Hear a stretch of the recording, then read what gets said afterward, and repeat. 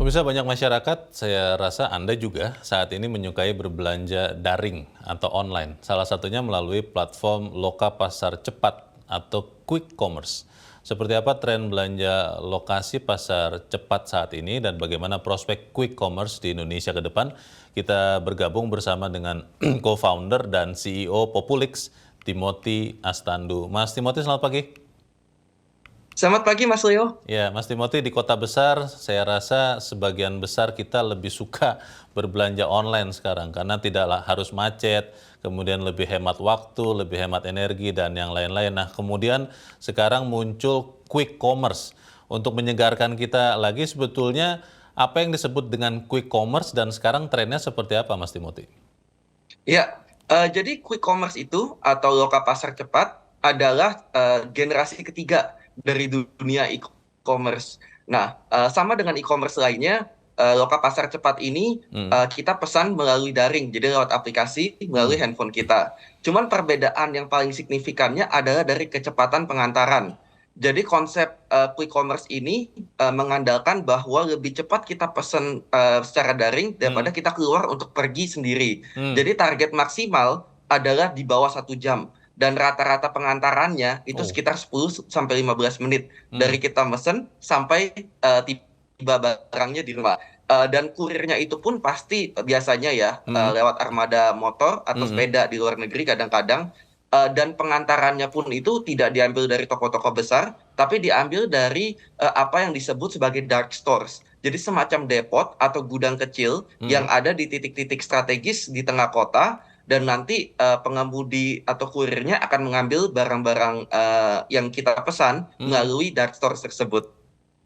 kalau bicara quick commerce ini apakah artinya kemudian hanya belanja barang-barang segar atau juga barang-barang yang non segar? Karena saya berpikir kalau saya misalnya katakanlah mau beli sayur begitu Mas Timothy lewat e-commerce, lewat daring, nanti jangan-jangan sampai kepada saya tapi sudah layu, sudah tidak bisa dimakan. Itu seperti apa trennya ya, Mas Timothy ya? Iya, jadi sebenarnya ada beberapa tren di quick commerce dan dari segi barangnya ya. Jadi kalau barangnya di e-commerce itu memang sangat khusus. Jadi boleh dibilang kategorinya itu adalah barang sehari-hari yang mungkin kita lupa belanja waktu kita stock up bulanan di supermarket besar. Itu kita pesan lewat quick commerce. Dan juga barang-barang segar yang mungkin secara konsep lebih baik kita pesan di hari itu daripada kita beli di supermarket dan kita taruh di kulkas.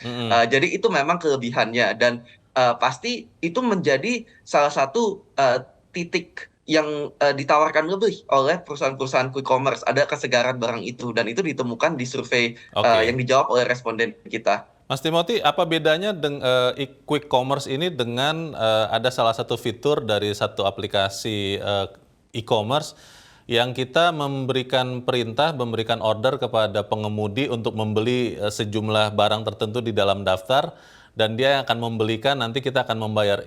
Seperti itukah yang dimaksud dengan quick commerce atau memang ditangani oleh perusahaan aplikasi yang lain? Nah, itu pertanyaan yang sangat menarik. Hmm. Sebenarnya kalau quick commerce awal mulanya di luar negeri yang begitu menjamur di Eropa dan Turki, itu adalah perusahaan khusus. Mereka benar-benar khusus di dunia quick commerce. Jadi mereka membangun aplikasi, mereka membangun dark stores-nya sendiri, dan mereka juga membangun armada pengantaran sendiri. Nah, mulailah di Indonesia kan ada beberapa perusahaan Iya. rintisan startups yang memulai, terutama di kota-kota besar. Tapi banyak perusahaan-perusahaan yang sudah existing di dunia e-commerce dan di dunia super app yang mungkin menyadari, oh, saya sebenarnya sudah punya armadanya. Saya Oke. juga sudah punya akses logistiknya, sehingga saya Hmm. tinggal menambahkan fitur. Hmm. Makanya sekarang kompetisi atau persaingan di industri quick commerce ini di Indonesia jadi didominasi oleh dua pihak. Satu memang super apps yang sudah existing, dan satu perusahaan rintisan yang dimodali oleh modal Ventura khusus untuk menangani quick commerce. Mas Timothy, tanpa bermaksud seksis, tapi saya menemui banyak ibu-ibu, banyak perempuan yang lebih suka kalau berbelanja itu datang sendiri, memegang sendiri, memilih sendiri.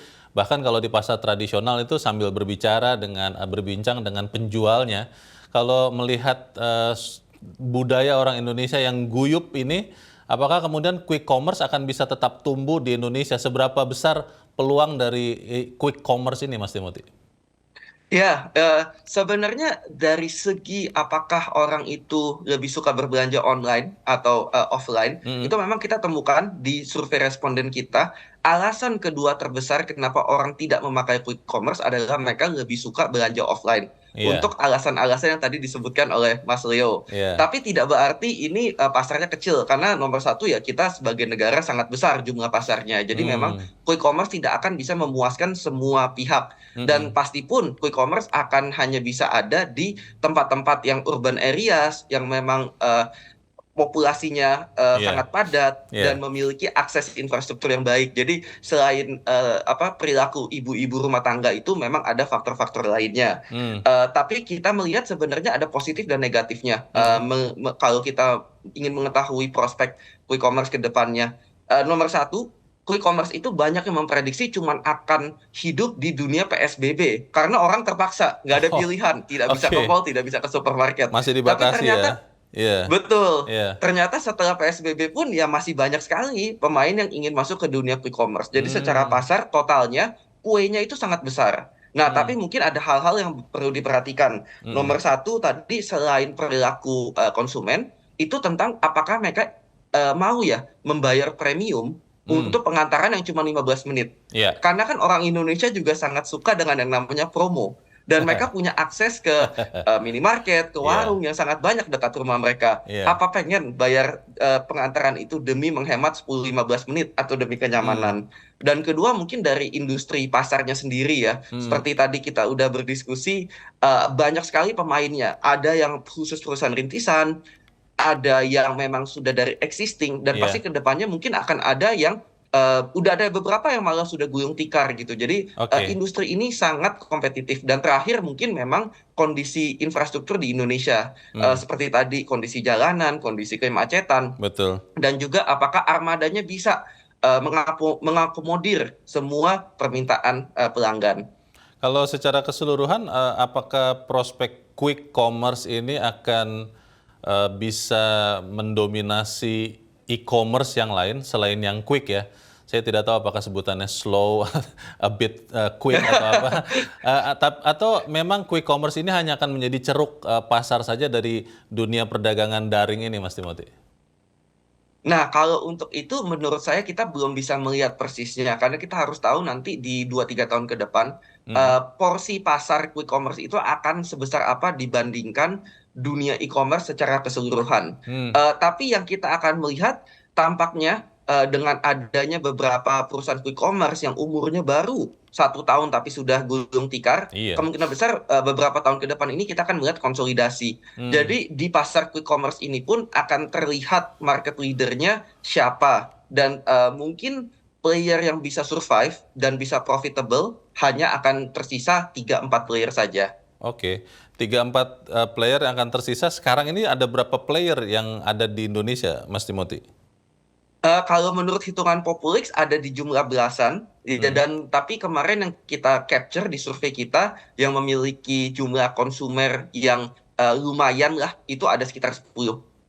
Jadi dari 10 hanya akan dalam beberapa tahun ini tersisa 3 atau 4 ya, menurut prediksi populis. Kemungkinan. Iya, karena Oke, memang ya. sudah mulai terlihat juga siapa pemenang dan siapa yang kurang sukses. Isu e-commerce atau daring itu hanya menjadi tempat belanja dan barang-barang impor itu lebih banyak misalnya daripada barang lokal itu sempat ada di dunia daring, belanja daring. Tapi kalau di quick commerce ini kelihatannya susah ya kalau kemudian barang-barang impor itu mendominasi. Bagaimana Anda lihat, Mas Timothy? Betul sekali. Jadi menurut survei kita, hampir 80-90% semua barang yang dibeli di quick commerce itu adalah brand lokal dan barang lokal. Hmm, Alasannya ada beberapa layer sebenarnya. Pertama ya karena memang barangnya fresh kan. Jadi misalnya ya, buah-buahan, sayur-sayuran, itu kemungkinan besar lokal. Kedua, barang-barang yang dibeli pun sifatnya sebenarnya barang-barang emergency yang mungkin mm-mm. dia kelupaan beli ketika berbelanja bulanan di supermarket. Jadi pasti seperti sikat gigi, Ya, sabun, odol, dan seterusnya, dan itu kan kemungkinan besar lokal. ya, Dan ketiga, dari segi logistiknya juga sangat sulit bagi penyedia jasa quick commerce ini untuk bisa Iya, menyediakan brand-brand import kan, karena dia iya, harus menaruh barang tersebut di dark store atau di gudang. baik, Sehingga yang lebih aman dan lebih make sense secara bisnis adalah barang-barang lokal. baik. Terima kasih untuk informasi yang sangat menarik dan mencerahkan kami pagi ini, co-founder dan CEO Populix, Timothy Astandu. Mas Timothy, selamat pagi.